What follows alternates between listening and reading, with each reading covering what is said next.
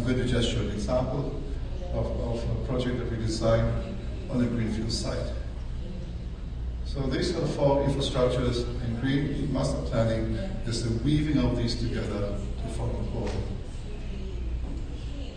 This is a project that we designed in Bangalore in India, and the site is in that red line, and on the left-hand side of the slide is the forest reserve.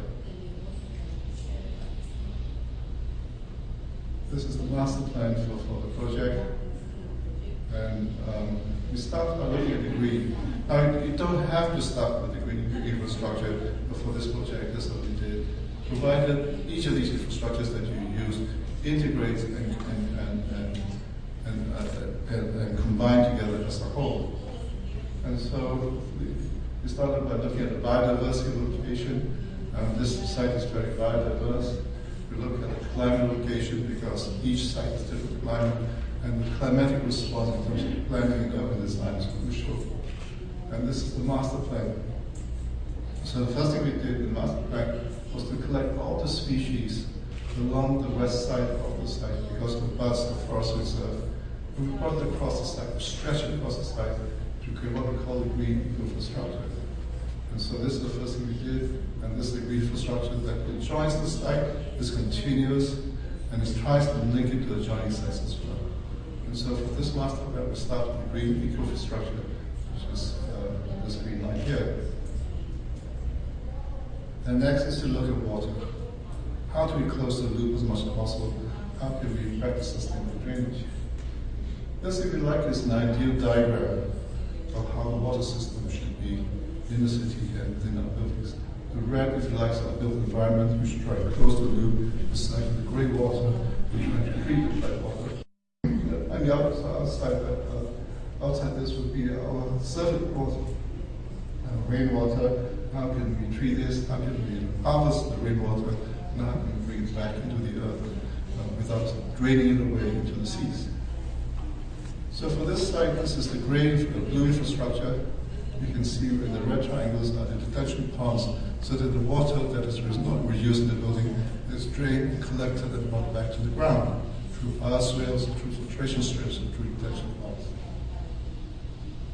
For the black water, we try to treat it in a natural way through constructed wetlands, so it goes through a series of natural ponds, or filtration ponds, so that by the time it reaches the bottom, it becomes almost pure and it can go back to the ground at the last pond. Then we look at the gray, which is the distribution systems, utilities, try to use renewable source of energy as much as possible, and that's a great infrastructure. Now, as we start to put all these together, we found that there is intersection of the green with the gray. Now, if we want the green to be continuous, then we want to make sure it's not bisected by the roads.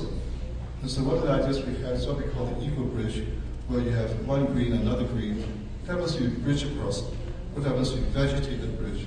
By vegetating and landscaping the bridge, you actually brought two patches of green together to make this into a whole, to encourage the species migration, encourage a greater sharing of resources between the species, and ecologists contend that as a result, it leads to a greater level of biodiversity, and by higher level of biodiversity, it requires less maintenance by human beings. And so the idea is simply to have, when we have existing roads, where it's important to link the greenery, we should have eco-bridges. Here's an example of eco-bridge that we designed in Singapore.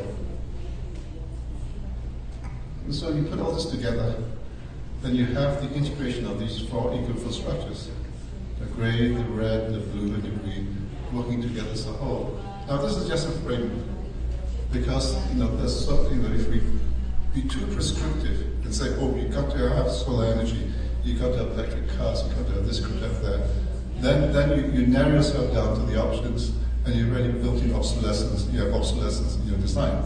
And so if you use this as a platform, as a framework, it's a useful way to look at the city, looking at a region, looking at a building. Now, if you take the most outer green eco-city in the world, Magistral in Saudi Arabia, or Longtang in Shanghai, you find that yes, they have very clever engineering systems. The gray eco-infrastructure is very good, that the beginning of a blue eco-infrastructure where the water is reused and recycled, and that the black water is treated. You have new legislations demanding new lifestyles and behavior patterns for people, but they don't have a green eco-infrastructure. You have patches of green which is not connected.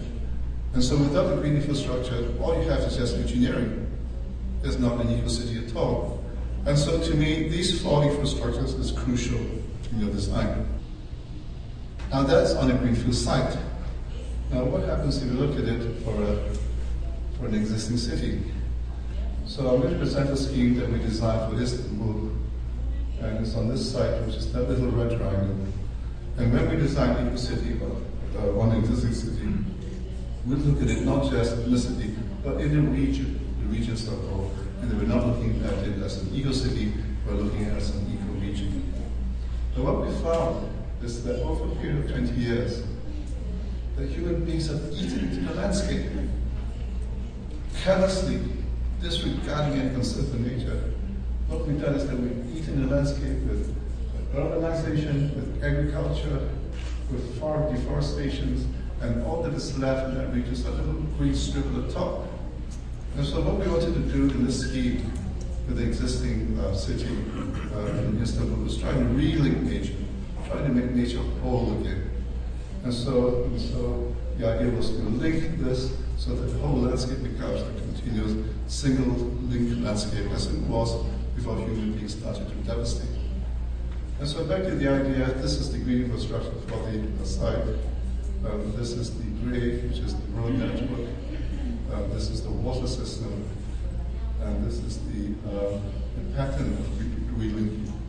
Now, however, the existing landscape have existing roads, existing highways, existing railway lines. So back to the eco-bridge idea, what we did was to try and create, using the eco-bridge, the single largest park, a link park that Istanbul can ever have. And to make this commercially viable, we started to map different activities that we can have on this park, and so that to generate income and to make it a pleasurable place for people to live.